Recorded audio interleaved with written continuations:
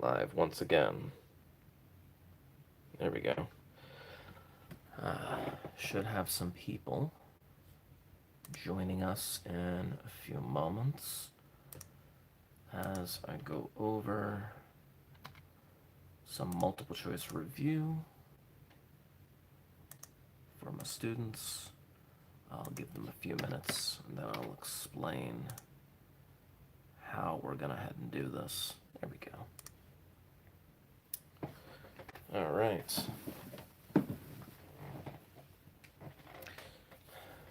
So, for those that are joining us and going back and watching this at another time,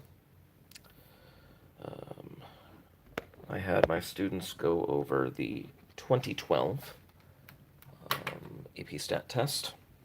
Turn this on. Much better.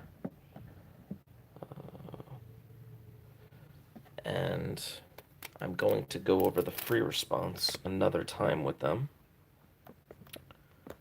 But for now, I would like to go over the multiple choice. I'm going to include a few minutes links in the description. Yes, hopefully I can figure out these links. A shareable link, copy. I'm going to put 2 links in the description. That would lead you to, there we go. I had to get to the edit first. 2 links that would lead you to the questions and to the answers for these particular questions. Done for that. Get a shareable link. No. There we go. Get a shareable link. Copy that link. Let's put it into the live stream. There we go. Links for questions and answers. Save. Boom.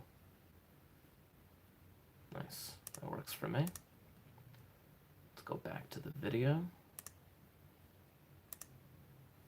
Doing this all in real time.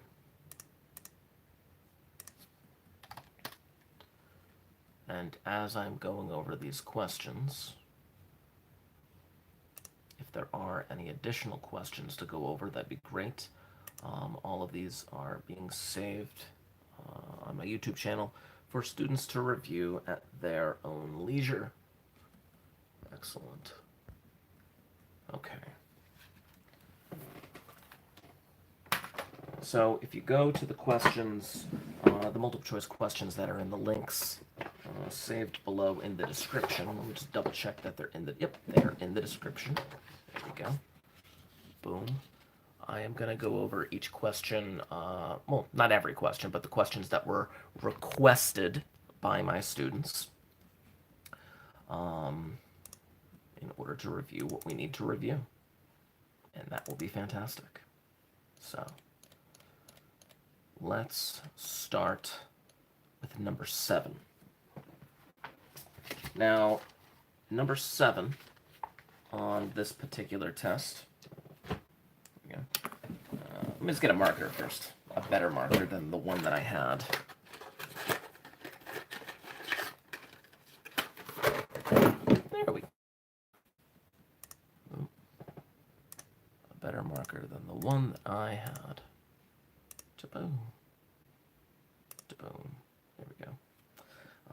The question was the weight of an adult male grizzly bears living in the wild in the continental United States is approximately normally distributed with a mean of 500 pounds and a standard deviation of 50 pounds.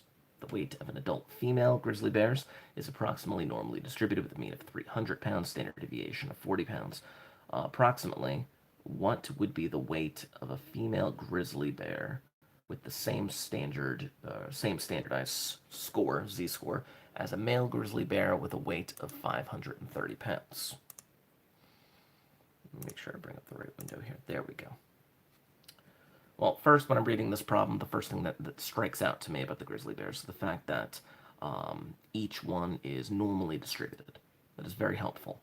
The fact that they're normally distributed means that we don't have to prove anything or find anything, and being normal just makes life easier. So, I'm going to just write down some preliminary information about the males. They say that the males are approximately, have a mean of 500 pounds and a standard deviation of approximately 50. And the females, they have a mean of 300 with a standard deviation of 40. Now, for this particular question, they want to know what would be the z-score of a female grizzly bear if they, or I'm sorry, what would the weight, sorry, I'm losing my mind, what would the weight of a female grizzly bear be if they had the same z-score as a male with a weight of 530 pounds? Well, if I'm going to figure that out, then I'm looking at pounds. I need to figure out that z-score. For the male, 530 pounds, I would have to do this particular calculation. If you did this correctly, this should give you 30 over 50, which is approximately 0.6. This is the z-score of that adult male grizzly bear that weighs 530 pounds. And they would like to know what would be the weight of a female grizzly bear that has that exact same z-score. Well, if I was going to do this calculation, I need to know what is the weight, that's the unknown, of the female grizzly. This is all that I would have to solve. If I were to solve this, I'd multiply both sides by 40. I would add 300. Just kind of bringing that up right here. 0.6 times 40 plus 300. You get x is approximately equal to 324, which is the answer for B.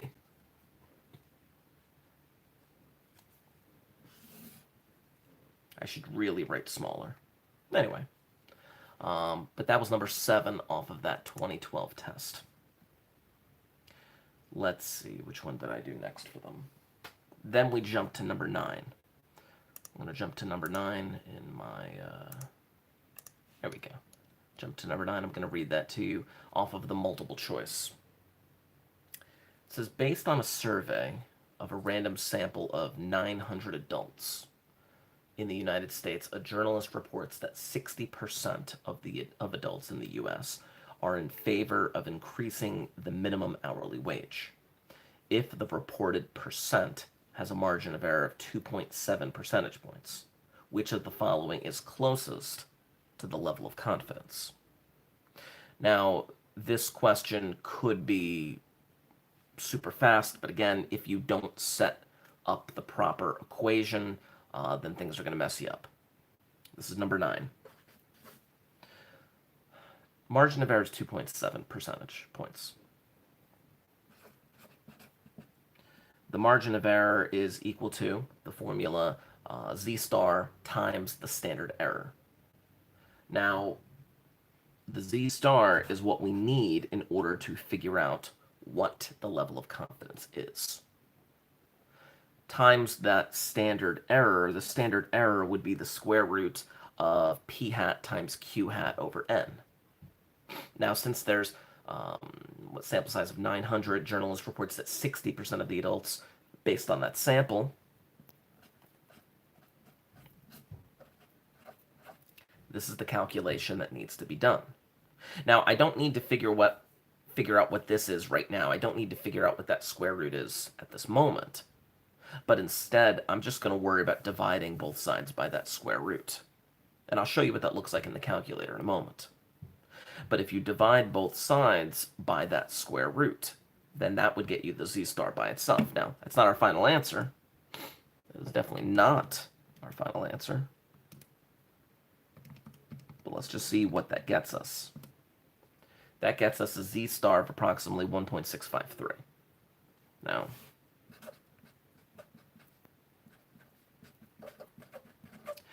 Not our final answer, because we need to figure out what the level of confidence is. Now, the level of confidence, let me just draw a little picture over here. There we go. Happy little normal curve. The level of confidence is based on this normal curve. We know that because while we're dealing with percentages, we're dealing with categorical data. So if they constructed a confidence interval, it had to have been a 1 proportion z interval. And if that's the case, we're trying to figure out the percent confidence that we are. They would take their percent confidence, they would figure out what their z star was, but we already have the z star. It's from negative 1.65 to positive 1.65. As a result, the only thing that we have to worry about is calculating. Well, let me bring up this previous calculation. There we go. The only thing we have to worry about calculating is going from negative 1.65 to positive 1.65 under normal CDF. Doing that, boom, spits out a percent confidence of 90.2%. If you look at the choices for number 9, the one that is closest to that, because they did say which of the following is closest, the answer's got to be B. That's the way we would have to go about that problem.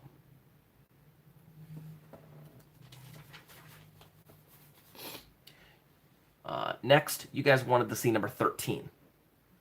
Let's take a look at number 13. See if I can use the back of this. Oh, no. In the very least, I cannot use the back of this. I'm going to have to try and write a little smaller with what I got here. Come on, you. Okay. I'm going to try and write a little smaller. Okay. But let's jump to number 13.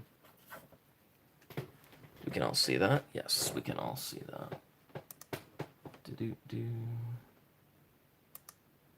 Ba-dum-bum. Da-da-da-da. I'm just going to put a reminder in the Google Classroom that we are live.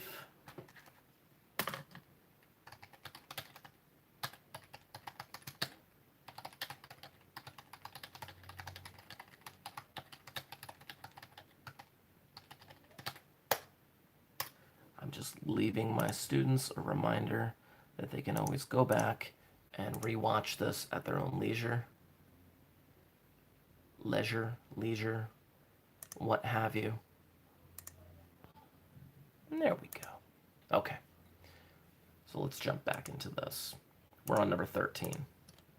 13 in the multiple choice. Again, reminder, the links are in the description if you want to have those questions in front of you. Number 13. For a sample of 42 rabbits, the mean weight is 5 pounds, and the standard deviation of weights is 3 pounds. Okay, let me write down some information. First of all, again, this is typically my strategy when I'm doing problems like this.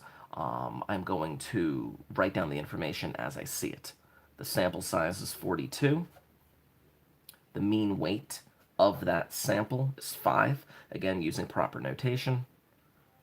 And the standard deviation of that sample is 3. Okay. Which of the following is most likely true about the weights of the rabbits in this sample? Now, I see a bunch of, okay, the distribution of weights is approximately normal. That's approximately normal. See, the thing is, you cannot assume that they're normal. There's nothing in here telling you that it's normal. They say that for a sample of 42, here's a mean weight. It's one mean. Now, I understand why people may have chosen A or B due to the fundamental theorem of statistics, the central limit theorem. But the fundamental theorem of statistics decrees that, well, it's a distribution of mean weights. As the sample size grows larger, the distribution of mean weights becomes more and more normal. For number 13, this is just one sample. This is one mean. This is not a distribution of a bunch of them. It's just one. It's just one data point.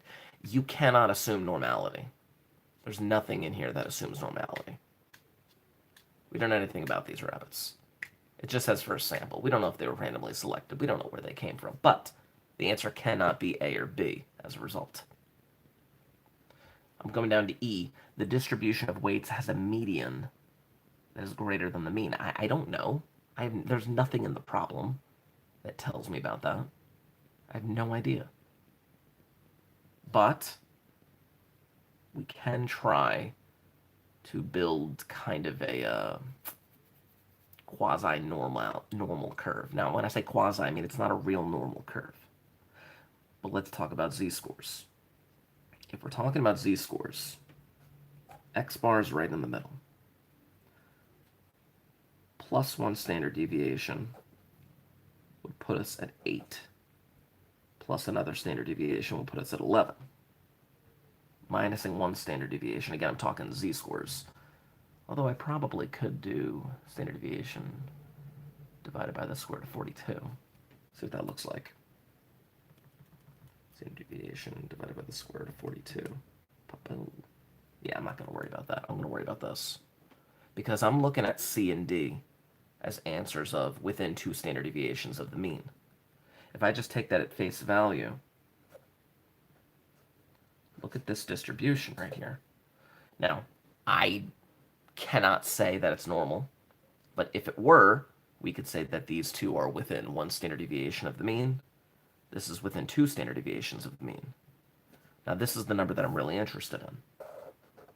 This is impossible. You cannot have a negative weight, and that's 2 standard deviations below that mean.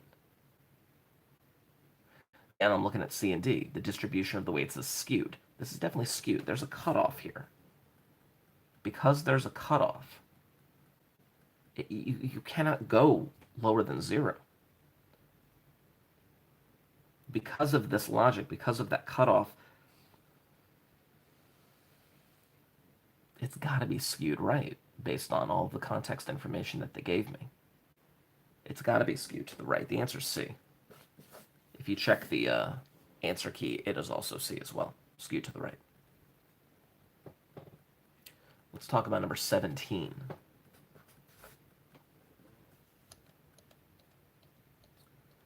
Number 17, a large sample, 98% confidence interval, for the proportion of a hotel reservation that are canceled on the intended arrival date is 0.048 to 0.112. Let me just write that down.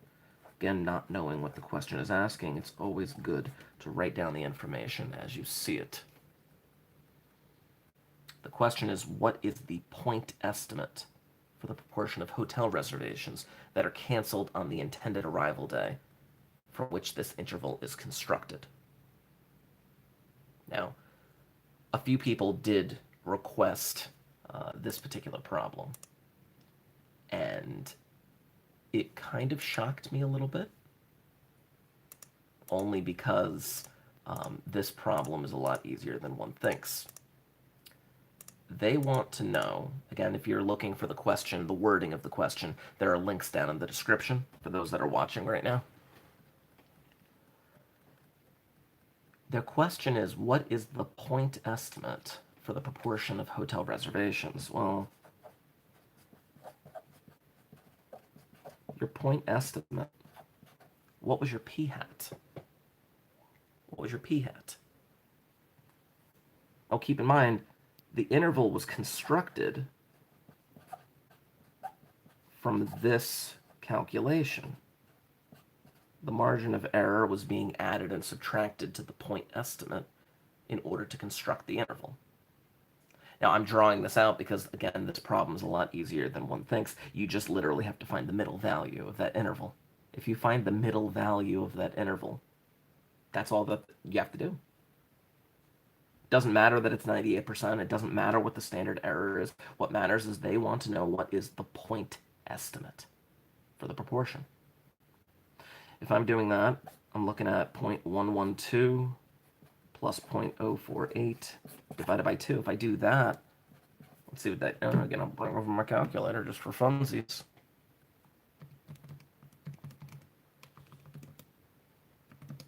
Gives me 0.08. Oh, would you looky there. The answer is C. And it is. Yes. Now, I see that I have 4 people currently watching. Again, I have no idea whether or not these are my AP kids or not, or just some random people who stumbled upon this video. If you do have any questions as we're moving along, and I probably should put a comment like that in the chat itself. If you do have any questions, please feel free to not interrupt. I mean, leave a comment or in the chat, and I will get back to that in a minute. So let me type that out. If you have any questions or need of clarification or a previous problem to go over, please type in the chat. Type it into the chat. Click. There we go. Okay. What problem did they want to see next? Again, these are the questions that my AP students requested from the 2012 AP Stat multiple choice test. Again, links down in the description. So next, there was a large request for number 18.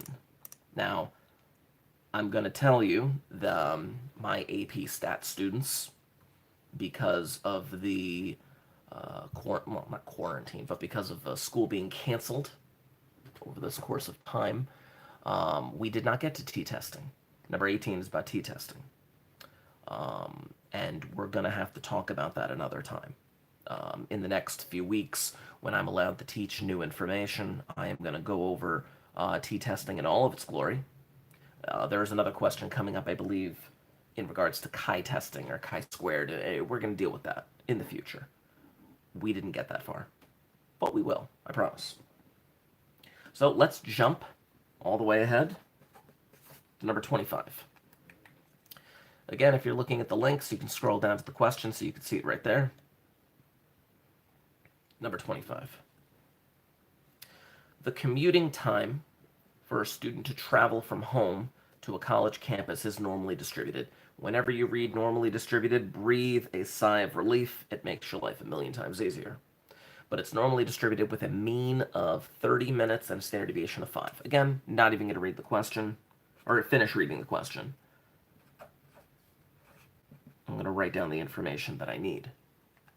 If a student leaves home at 8:25 a.m., what is the probability that the student will arrive at the college campus later than 9 a.m.?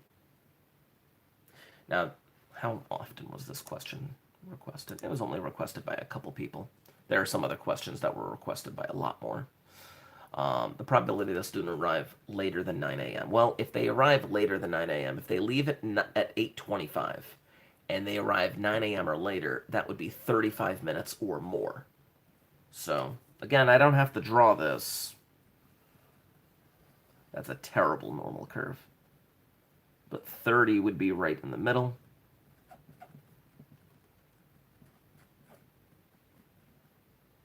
And they want to know 35 minutes or more.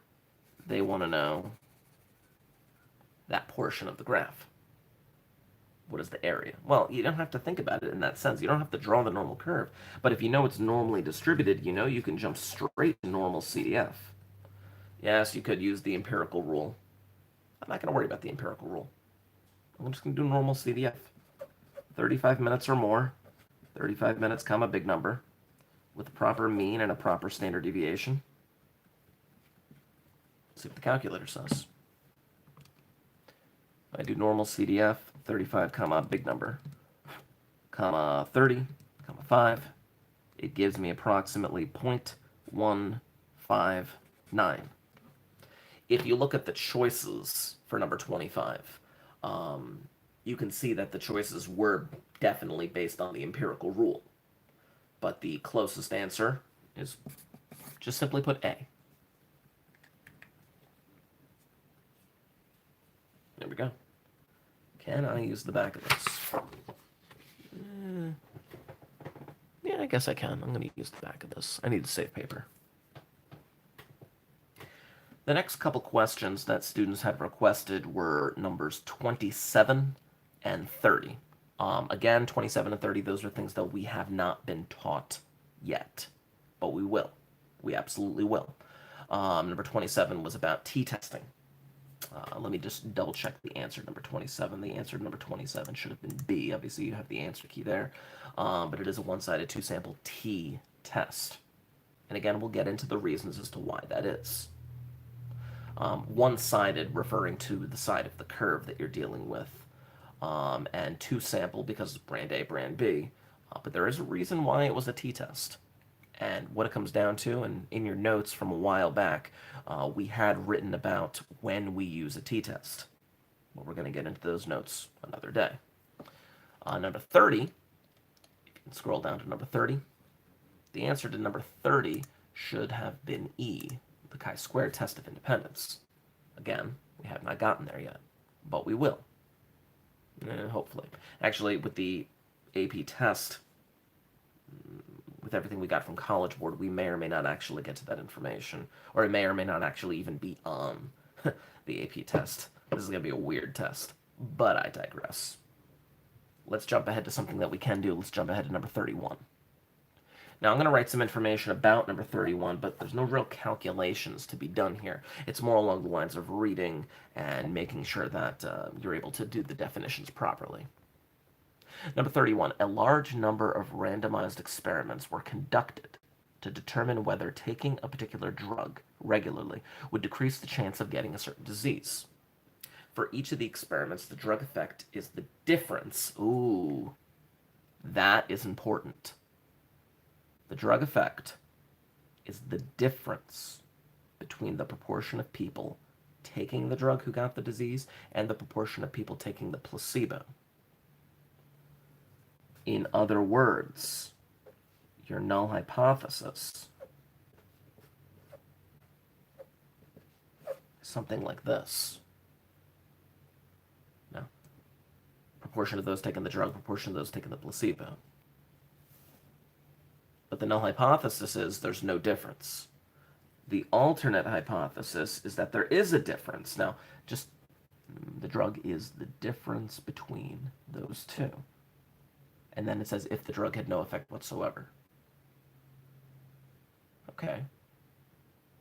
Now, in terms of the alternate hypothesis, you could read into what you put here. What you put here could be the not equal to for all I know, or for all we know. But let's deal with that in a little bit. Let's look at the three choices that they gave you. First, they gave you I. I was p-values will be greater than 0.05. Now, look at that last question. If the drug had no effect whatsoever, if the drug had no effect, meaning it was no different than the placebo, we would have a p-value that is way too high, and we would have failed to reject because there would not have been enough evidence to show that the drug had an effect. You could probably figure out what that symbol is. For each of the experiments, the drug effect is the difference between those taking the drug and those not taking the drug. If it would decrease the chance of getting a certain disease. So we would be looking for this to be a lot smaller, so this would most likely be less than 0. Yeah, that sounds about right. Anyway, going back to this. I. P-values would be greater than 0.05. Yeah, that's true. If the drug had no effect, then we would have failed to reject. If it had no effect whatsoever, we would have failed to reject, meaning that the p-value would have been way too high. That one is true. Look at statement 2. Statement 2. Statement 2 is talking about confidence intervals. You could have constructed some kind of confidence interval, a 2-proportion confidence interval. And it said there will be an equal number of experiments showing positive and negative values of the drug effect. Yeah.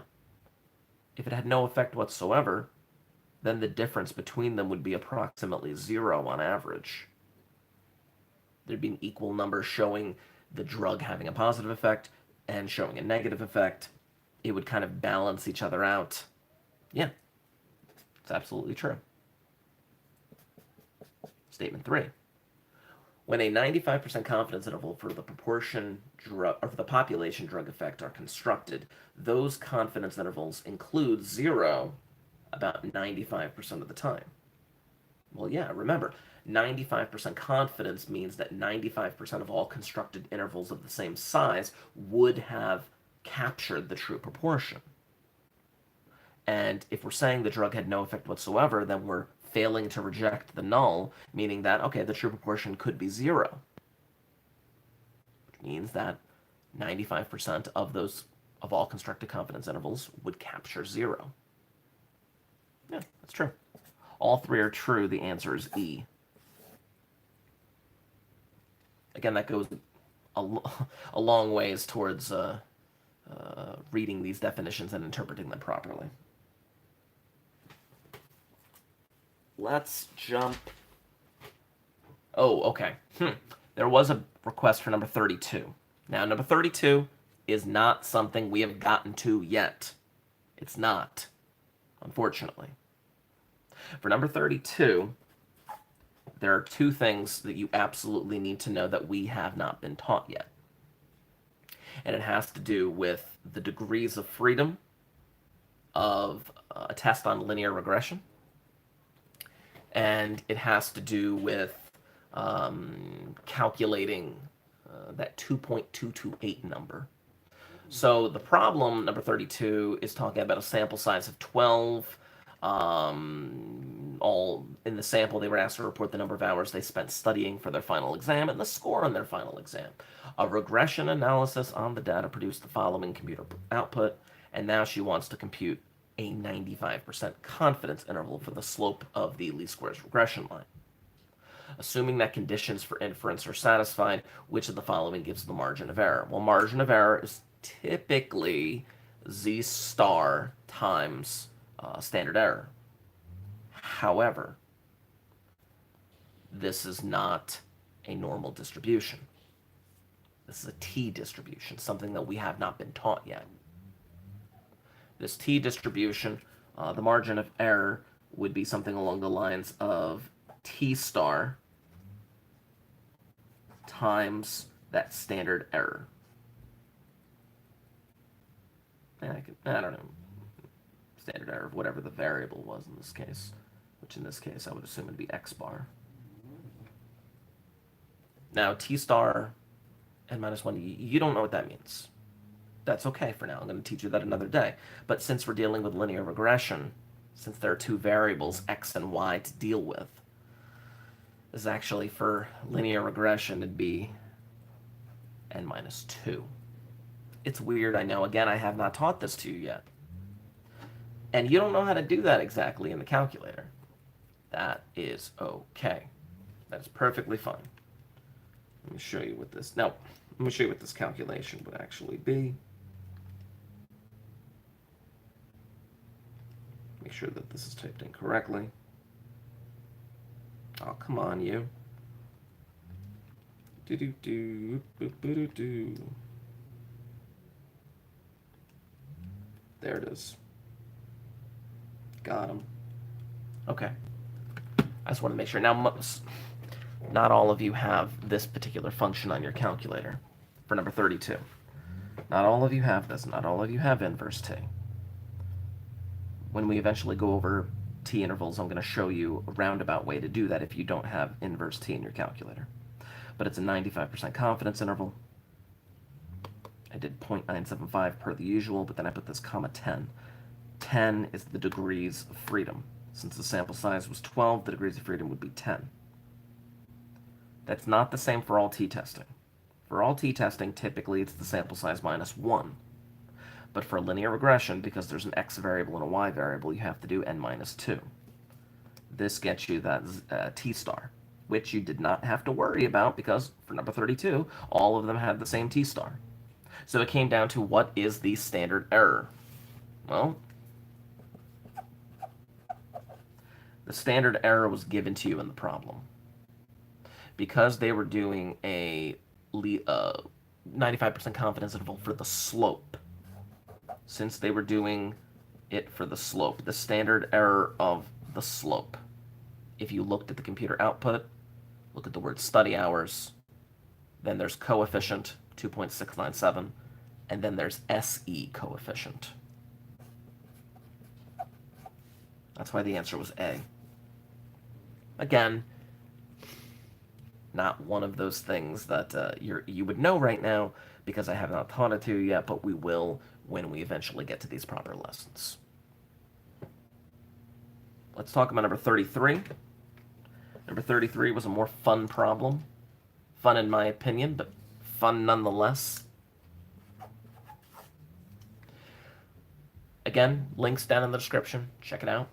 A mathematics competition uses the following scoring procedure to discourage students from guessing on a multiple choice question. For each correct response, the score is 7.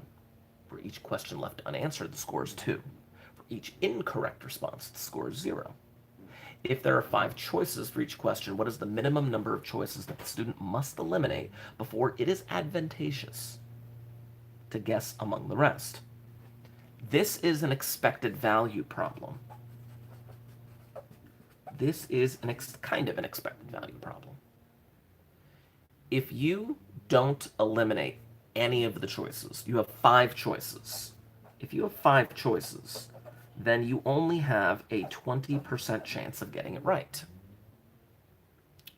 Now, expected value, assume you're not going to leave any blank. Assume that you're either going to get it right or get it wrong.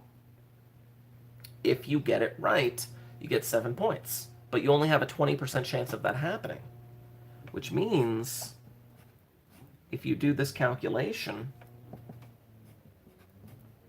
your expected number of points is 1.4 on that problem, on average.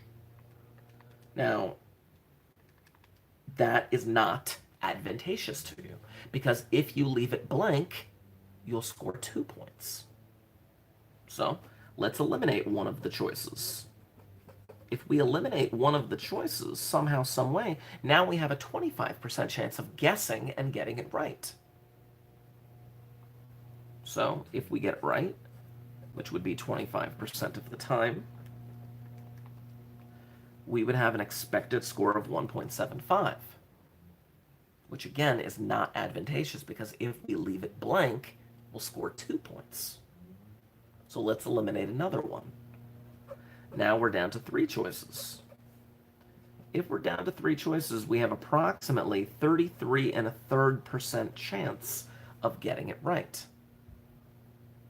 Now, if you do that correctly, I'm just going to put a 1/3 in there. If you do that correctly, 7 times 1/3, oh, look at that, 2.33. That is your expected value. That is your expected number of points, which now it's advantageous because that's better. That's a better expected number of points, or score, I should say, than leaving it blank. We've only eliminated 2 choices, which means the answer is C.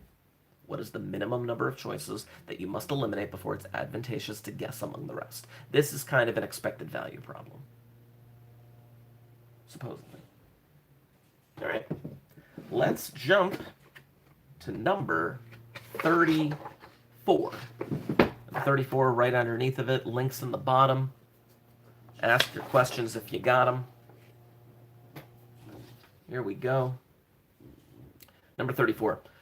The probability, there we go, that a new microwave oven will stop working in less than 2 years is 0.05. The probability that a new microwave oven is damaged during delivery and stops working in less than 2 years is 0.4. And the probability that a new microwave oven is damaged during delivery is 0.10. Given that the new microwave oven is damaged during delivery, what is the probability that it stops working in less than 2 years? There's a reason why I just read it like that. The reason why I did that is because this question is all about proper interpretation of the problem. Oh, and there's my son. Hey, buddy. Okay, go right ahead. I'm going to be over here. Okay? Okay. Hopefully you all did not just hear that, but that's okay. Yeah. 1 second. Just got to close the door.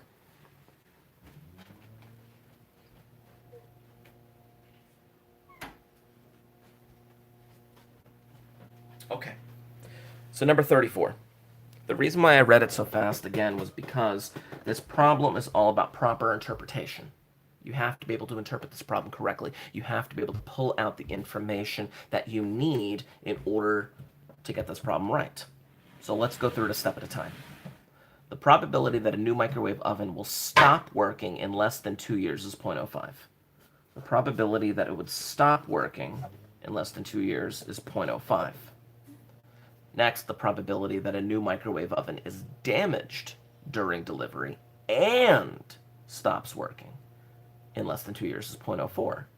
The probability that it is damaged and stops working is 0.04. The probability that a new microwave oven is the third sentence now. The probability that a new microwave oven is damaged during delivery is 0.10. Again, I haven't even gotten to the question yet. But these are the three pieces of information that they give me at the very beginning of the problem. Given that a new microwave oven is damaged during delivery, what is the probability that it stops working in less than 2 years? This is the question that they are now asking me. Given that it is damaged during delivery, what is the probability that it stops working? This is the question. Now, if you go to your formula sheets, you will find that the probability of B given A is equal to the probability of A and B divided by the probability of A. You always divide by the probability of the given event. Well, you have all that information. The probability of being damaged and stopping of two of them together is 0.04. Divided by the probability of the given event is 0.10. You do that calculation, you get 0.4. The answer is D. The answer is D. It's a much more straightforward problem than you would think. You have to be able to read these things properly. You have to be able to pull out the information that you need. Let's jump to number 36. Only a couple more that I would like to go over with you, and then I'm going to call it a day on these two problems, or this review. Number 36, again, proper interpretation of the problem. The computer output on number 36 shows the result of a linear regression analysis for predicting the concentration of zinc from the concentration of lead. The response variable is zinc. And if you look at the little table that they give you, the variable for lead, that's the slope of 19. Now, the variable of lead is your x. The variable of zinc is your y. If you're talking about the change of y over the change of x, this would be the change of zinc in parts per million over the change of lead. Now they tell you the coefficient of the variable lead, the coefficient meaning, well, they give you the constant, which is the y-intercept, and the lead, which is the slope, in this case, the coefficient of slope y equals mx plus b, it's 19. Let me just get this right here. This would be zinc hat equals 19 times lead plus 16.3. You don't really need to know that. I'm just showing you what it would look like. Now, they want to know which of the following statements is a correct interpretation of the value 19. Well, I just showed you 19 is your slope. 19 is a fraction, 19 over 1. It's the change of zinc over the change of lead. 19 parts per million change in zinc over 1 parts per million in lead. But now keep in mind this little hat part. This is the least squares regression line. This is the line of best fit, the regression equation. That is a prediction. The proper answer to this problem is B. If you read B, on average there is a predicted increase of 19 parts per million in concentration of zinc for every increase of 1 parts per million in the concentration of lead. The answer is B. We have to be able to interpret these problems correctly. finally, the last requested question was number 40.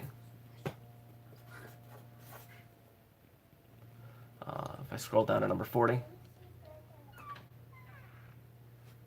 I scroll down to number 40, again, could be a potentially quick question if it were interpreted correctly.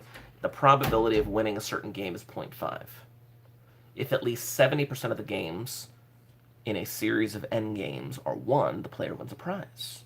If the possible choices are having a sample size of 10, 20, or 100, which value of n should the player choose in order to maximize the probability of winning a prize?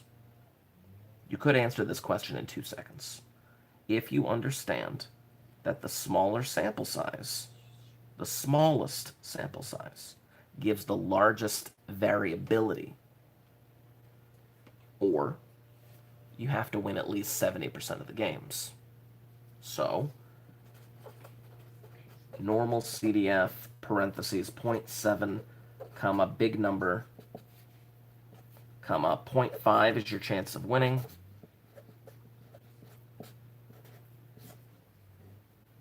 N being your sample size. Now, if you were to do this calculation with 10, 20, and 100, let's just see what that looks like. 0.7, comma, big number, comma, 0.5, comma, square root, 0.5 times 0.5 divided by, we'll start with 10. If you did 10, you have about a 10.3% chance of winning that prize.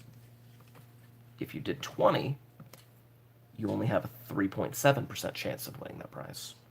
And if you did 100, well, you can see where this is going, you have a tiny chance of winning that prize. The larger the sample size, the more that your sample p-hat is going to get closer and closer and closer to the population proportion of 0.5. So, the smallest calculation, the smallest sample size, gives you the best chance of winning. Which is why the answer is A. Now, hopefully, within a day or so, I will also have a video for you guys in regards to the free response questions. I know that a lot of you requested number 4 and number 6. I will be sure to make that video for you in a couple days. I am going to hopefully put in some timestamps in the bottom of this so you don't have to watch the whole thing. You can jump directly to the questions that you need, but we'll deal with that when the time comes. Hopefully this has been helpful and informative. If you have any questions, of course, leave a comment. My students know where to email me. Like, share, subscribe.